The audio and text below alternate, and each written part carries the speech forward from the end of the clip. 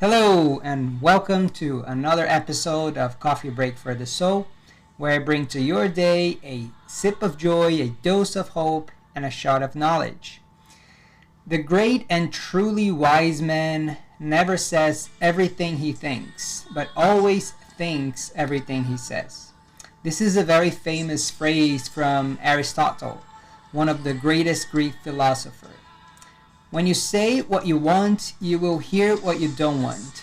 We always have to ponder the words that come out of our mouths, because a spoken word is like a launched arrow that never comes back. And once it hits the target, it produces a wound that apologizing can only alleviate the pain, but the scar will still be there.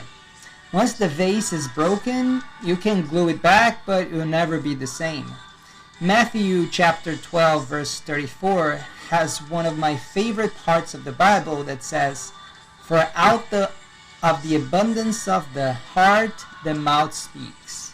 So if you are the type of person who does not filter what you say and just speaks whatever comes to mind all the time, you need to feed your heart with good words and good feelings. Ask Holy Spirit to take control of your heart and your emotions.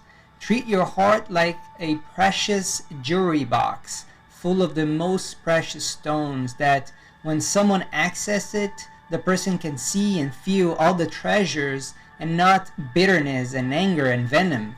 Proverbs 4 verse 23 says, "Keep your heart with all diligence, for out of it springs the issues of life."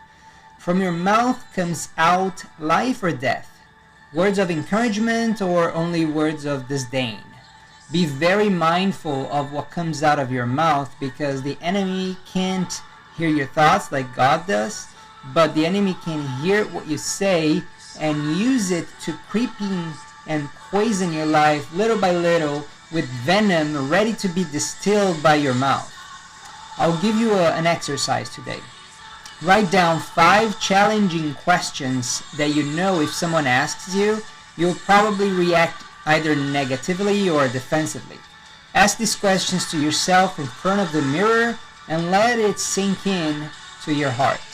Now imagine someone asking these questions and answer them with no fear or anger, with the truth of your heart. This way you can train your mouth to wait for your heart to process and respond to challenging questions and situations better. Have a blessed day.